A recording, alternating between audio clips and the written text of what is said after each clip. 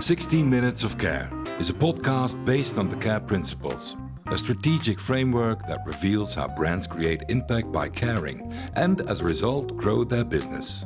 In each episode, 𝗖𝗿𝗶𝗃 welcomes a company executive who explains how CARE has helped their business grow successfully and sustainably. Hi everyone, welcome back. 16 Minutes of Care. And I'm here for the third episode with Bart Van Olphen. He is the CEO and founder of the company 𝗖𝗿𝗶𝗃. And 𝗖𝗿𝗃 is a very sustainable fishing company. And I would like, actually for the third episode, Bart, I would like to dive deeper into the CARE framework, strategic framework. So I already said it's about collaboration, agility, reliability and empathy. And you apply these principles actually first internally, when you take better care of your own employees, your own people. Of course, you can take better care of your clients and stakeholders, and of course, the care for the planet. And while researching, I found your values of the company, which are love, care, share, and fun. And I really thought they were really interesting. Can you explain them a bit more? Well, yeah, no, absolutely. And it's also in this sequence is important to mention them. So first is the love. So it's the love for seafood. That's where it started. So what we believe is that you only can make impact if you have the right product. So by consuming a lovely, delicious product, people will repeat their purchase. And that way we can make impact. But it's also where I started. It's the love for seafood. When I was working in Paris in this 3-star Michelin restaurant and I saw all these different fish species and how to cook with it and how to enjoy it, I thought, well, we need to take care of it because we need to be able to enjoy it also in the future. To be able to enjoy it, to love it, there should be enough fish. There should be plenty fish up to that sustainable level. So it's the marine biology. So that's the second one. That's the care part. That's the care part. And care for our oceans. And then share is that we need to share these with all these fishing communities and with our consumers too. Is we need to share this all together to realize where we are right now, to realize where we need to go to. And by sharing this experience, this enjoyment, these values, we can go up to the next level. And the fourth one is, well, if we care, if we share, if the product's right, then it's great fun to eat fish. And fishing is fascinating, cooking fish is an amazing thing to do, eating fish is great, fishing itself, yeah. And that's the fun part. That's the fun part. When I researched, I saw a lot of fun because I think you're very passionate about what you do, and you really communicate this passion in an amazing way to all the people that follow you online or that buy your products. Your products are sold in many supermarkets, like we said, in Europe, in the States, but you have a very small team, only 16 people, is that correct? Yeah, maybe it's 17 now or 18, but we do have a small team. The thing is, we don't produce fish, so we outsource the production. For those who are listening, when you're watching, you could see that my dog is sitting on my lap, and she was kind of, I don't know, she was caught up in something. For those who are listening, it's not me nor Bart that are choking on something, it's my dog, so sorry that she interrupted you. No, so we outsource the production, so which is also something which relates to the four values. So, for example, if we go to North Sulawesi, to 𝗏𝗏𝗏, which is the fishing capital of Sulawesi in Indonesia, fishing tuna. So the fish tuna there, MSC certified, fair trade certified. But also what we've chosen is to produce it locally with the local community. So the economical value stays within the same community. What happens in 95% of the cases that the fish is caught there and is produced further away where they can make more money or can have maybe a better or more efficient process. No, we want to keep it there. So it's a very important choice to make. We don't want to produce it ourselves. So if we don't produce it ourselves, then all relates to PR and marketing, communications, purchasing department, quality department, sustainability. We have an impact manager. So it's Irene, and it's important with our company. So for example, her role, she has like veto, right? So with every decision in the company we make, even when I make it, she can say no. Okay. The level of sustainability, we need to make impact, which goes up to the cars we drive, or the airlines we fly, which is, yeah. So purchasing, sales, of course, is a department. So yeah, we're 18 together right now, but we are growing. But still, we don't have a huge team. No, that's true. And as far as I understood, your goal is not to become big just to become big. Your goal is really to create a positive impact on people and planet. I think we need to make a certain growth to make impact. Mm-hmm.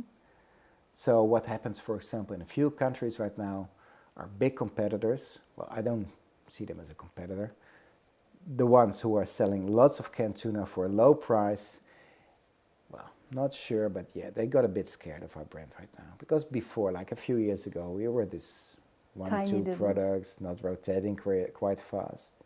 But what you see right now, so many seafood brands are traditional in the look and feel, the way they act, the products they offer. We have with our look and feel, with our thoughts, with our brand, we serve consumers from 25 to 45. That's where we are growing the fastest of any other brand within the market. Above 50, we are a minor player, but we are there for the future. Yeah. So what might happen? What happened to Ben & Jerry's, that they were bought by Unilever. So what might happen is that one of these big companies will knock on your door and say, hey Bart, how much do you need? Yeah, no.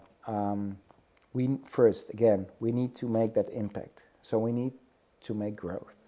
And we have calculated the growth we need to make, and we want to do it ourselves. And we want to do it together with people who believe in our mission, primarily. But of course, if we make impact, we need to make money. Or if we grow, we need to make money because we want to grow faster. Mm-hmm. But growing Unilever or the big corporates, it's something already from the very beginning. When I studied at the hotel school, I was not a big fan of the corporates and how they act. So if someone is interested, they must come from a really, really strong point of view. And the only reason I would maybe get into dialogue is because they have this 100% motivation to change the world of seafood too. Mm-hmm. But I'm not sure if there is any corporate existing like that today.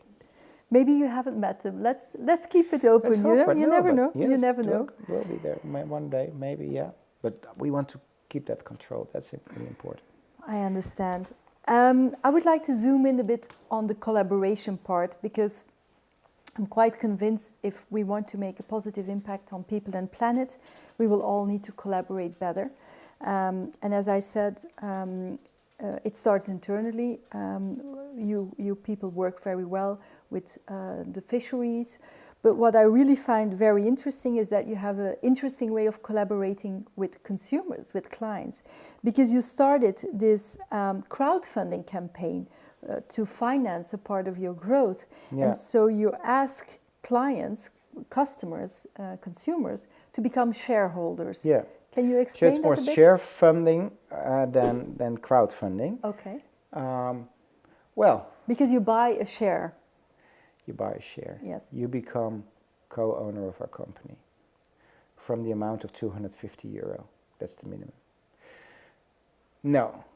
The reason why is, okay, you have these venture capitalists, you have banks, you have private investors. And yes, they all say, we want to make this world a better one. But what they often forgot to say is that that's the second point on the agenda. The first point always stays to make as much money as we can.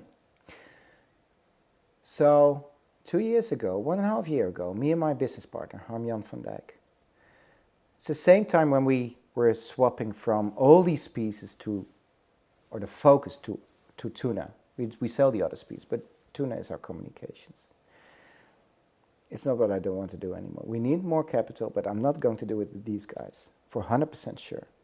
It gives me stress, it distracts me from my mission.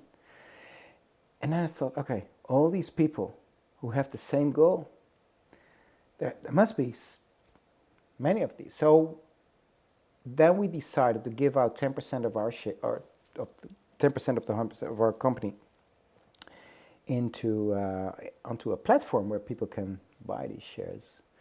And we estimated like 3-4 months to have the 1 million sold, which is the value of the 10%. 1.1 million. It was sold in 3 hours. In 3 hours? 3 hours. And then the interesting thing, I still get goosebumps. What is it in? Goosebumps. Goosebumps. So we invited them for dinner. Everyone above a certain amount, because obviously we couldn't invite 566 people in COVID. So we had like 100 people. And with every single of them I spoke to, the subject was not money, never. Not one single moment. Everyone had the same interest, is we want to save our oceans. But the great thing is, it's all coming together. It's the only way how to make companies healthy, or how to build this healthy. The business model will be healthy if you make these steps. So now we do the second round, and the shares within 1 year has already increased by a value of 40%. No, yeah. Wow. So would you recommend any other smaller entrepreneur who needs money to finance his growth to go for this platform? Well, smaller, but especially younger generation. So I think it's not us, it's the younger generation who's going to save the world. For 100% sure, for 2 reasons. One, this is a way how to find capital. But also, marketing communications. I mean, 20 years ago, you need to have capital to buy advertisements, to create that platform that people will see you and recognize you. Now, everything you need is a phone. That's right. And smart thinking. So, marketing communications and get funds, get capital. Everyone can do it.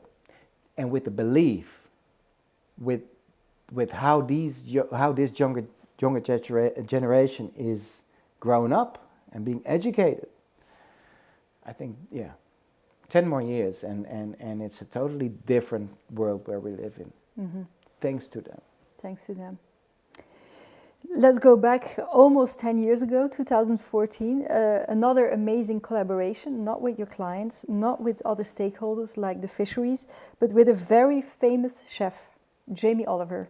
What happened? How did he discover you? It's funny. So, a few months before, we created the shortest cooking show on earth.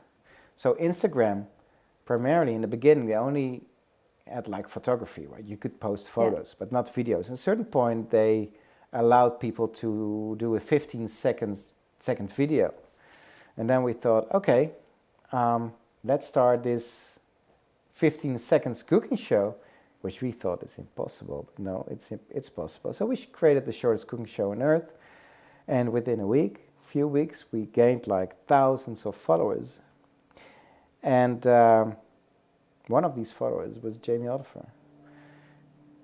And so on a morning, I opened my Facebook account with a private message. Someone called 𝗲𝗍𝗏 asking me, would you be interested working with me? In the first place, I thought it's a friend of mine who made a funny joke. But no, 1 week later, I was signing a contract in London, working with them as his sustainable seafood man for his food tube on YouTube. So I'm really grateful for that. Well, also I was a big fan of Jamie because it was not only about cooking, which he does fantastic, and he's inspiring people on amazing way, but also he cares. And that's... He also has a mission. He also has a mission. And the mission is more important than what he does practically. But because of his mission, the food tastes better, and you tend to listen better to him. So he inspires more people. So I'm really grateful. It helped me a lot in terms of, well, doing media, but also giving me his platform, which allowed me to reach many more people around the globe, and with my message. Great. Nice. Yeah. Very nice. Thank you, Bart. This was it for the third episode. We talked a lot about purpose, having a mission, but also about collaboration and the importance of having very strong values and really walking the talk when we talk about these values. It was amazing to have Bart here, but stay tuned. There's another episode coming up, the fourth episode, and we'll dive deeper into the CARE Principles framework. Thank you very much and take care. Want to create lasting impact with your brand while feeding sustainable growth? Check out 𝗖𝗿𝗶𝗰𝗶𝗽𝗹𝗲 and see how we can help you. 16 Minutes of Care is an independent production from 𝗖𝗿𝗶𝗶𝗽𝗶, brand strategist, founder of the CARE Principles, and author of the book, Does Your Brand Care? Help us reach more companies who are looking for caring and sustainable growth by giving this podcast all the stars it deserves and by sharing it in your network. Thank you and take care.